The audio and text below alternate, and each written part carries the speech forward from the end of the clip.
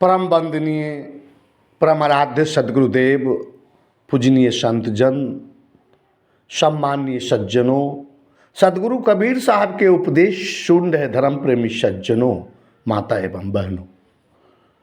सदगुरु कबीर साहब का प्रमाणिक ग्रंथ बीजक है, जिसका शब्द प्रकरण आप श्रवण कर रहे हैं। आज शब्द 100 का संक्षिप्त विवेचन सुनेंगे। सज्जनों, इस शब्द को भली भांति समझने के लिए इस शब्द के अंदर रूपक को समझना अति आवश्यक है। इस शब्द में आत्मज्ञान का बहुत ही गहरा विश्लेषण है, अतः इसे बहुत ही गहराई से समझना और विचार करना होगा। आप हमारे चैनल को सब्सक्राइब नहीं किए हैं तो अवश्य कर लीजिए, लाइक और कमेंट जरूर कीजिएगा। इस सब 4 पदों की इस शब्द में बहुत ही गहरा अर्थ छुपा हुआ है। कहते हैं कि देखो लोगा हरिकेर सगाई, माय धरे पूत धियहु संग जाई, सासु ननद मिली अचल चलाई, मन दरिया गिरी बेटी जाई। हम बहनोई राम मोर सारा, हम ही बाप हरिपुत्र हमारा, कहे कबीर ये हरि के बूता, राम रमयते कुकड़ी के पूता। सदगुरु कबीर साहब कह रहे हैं इस शब्द में कि देखो लोगों हरि के सगाई, हे लोग हरि की सगाई तो देखो। पुत्र माता को पकड़ लिया है और माता पिता पुत्री को पकड़ लिया है। कितना आचरण गिरा हुआ है, कितना गंदा विचार है। सास और ननद भागकर मदारी के घर बैठ गया, तथा हम बहनोई और राम मोरे साला है, हम पिता है, हरि हमारे पुत्र है, और राम कुत्ते के पुत्र में रमा है। साहब का यह शब्द तो सुनने में बहुत ही उटपटांग लगता है, लेकिन भाव बहुत ही मार्मिक और ज्ञानवर्धक है। सज्जनों, पूरी वीडियो सुनेंगे। इस वीडियो में आत्मज्ञान का अद्भुत रहस्य छुपा है। इस पद में साहेब हरि को जीव कह रहे हैं। उपनिषद में जीव को ही ब्रह्म कहा गया है। ब्रह्म सत्यं जगत मिथ्या जीवो ब्रह्मैव नापरः। किसी भी उपनिषद में छूत और अछूत का भेद नहीं है, जाति और पाति का भेद नहीं है। आत्मज्ञान का विषय उपनिषद से पुराना ग्रंथ कोई नहीं है, और इतना गहरा विचार कहीं नहीं है। इसमें कहीं कहीं उटपटांग भी है, भ्रांतियां भी हैं, जंजाल भी हैं, परंतु हीरे मोती का खजाना भी उपनिषद में भरा हुआ है। आत्मा परमात्मा, आत्मा ही परमात्मा है, यह उपनिषद में बहुत पहले ही ऋषि लोग वर्णित किए हैं। कबीर साहब उपनिषद के जंजालों को छांटकर साफ सुथरा विचार प्रस्तुत किया है। साहब कहते हैं, ए लोगों, परमात्मा की सगाई तो देखो, कितनी गंदी चीज़ों से सगाई करता है। माय धरी पूत अर्थात माया से ही पुत्र पैदा होता है। शरीरधारी जीव पुत्र और माया माता है, और वह पुत्र जीव उसी माया में चिपक गया है। जिस माया से उन्होंने आया है उसी माया में वह चिपक गया है। माया अर्थात वासना, वासना से ही जीव का आवागमन होता है, जन्म मरण होता है, देह की प्राप्ति होती है, फिर धियु संग जाई। सदगुरु दूसरे नज़र से देखते हैं तो जीव पिता है तथा बुद्धि पुत्री है। बुद्धि धी उत्पत्ति जीव से ही होता है, और वो उस बुद्धि को मलिन कर देता है।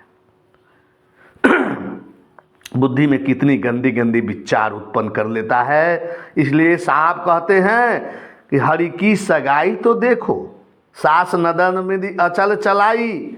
साहेब सास ननद का वर्णन बीजक में बहुत जगह किया है और उसे झगड़ा का पर्याय मानते हैं। सास और ननद मिलकर बहू को परेशान करती है। बहू बाहर से घर में आती है और उसे सास और ननद मिलकर बसने नहीं देना चाहती, लेकिन वैसा नहीं करना चाहिए, क्योंकि ननद को सोचना चाहिए कि मेरी भी शादी होगी और मैं भी किसी की भाभी बनूंगी और हमें भी ननद परेशान करेगी। और सास को समझना चाहिए कि अगर हम बहू को परेशान करते हैं तो बुढ़ापा में मेरी लड़की नहीं रहेगी तो मेरी सेवा तो बहू ही करेगी। अगर बहू को पहले परेशान करती हूँ तो बहू बुढ़ापा में सताएगी। कितना दुर्लभ संदेश सदगुरु कबीर साहब दे रहे हैं।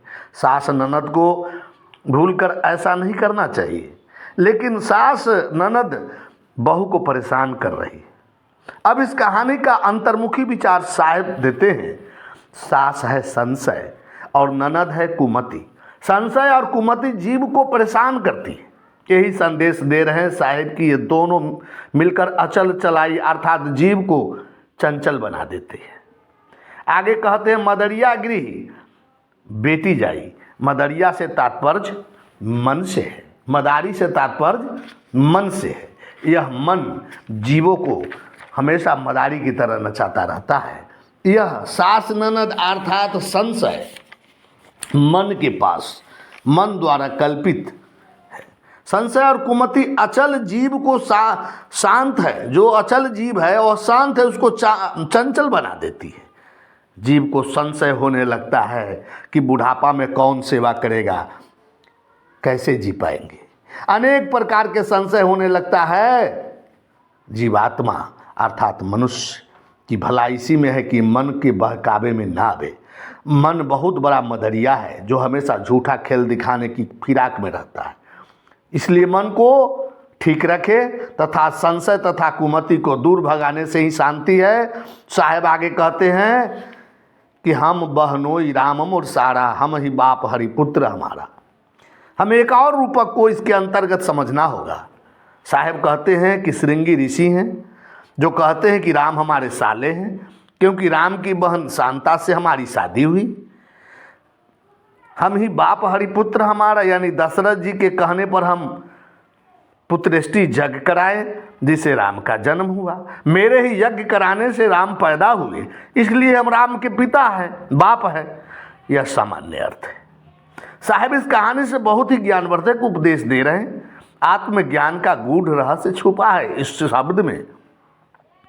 यहाँ बहनोई का अर्थ होता है जो बहन करे, धारण करे, ज्ञान विज्ञान का विवेचन करे, अर्थात हम ज्ञान के पिता है।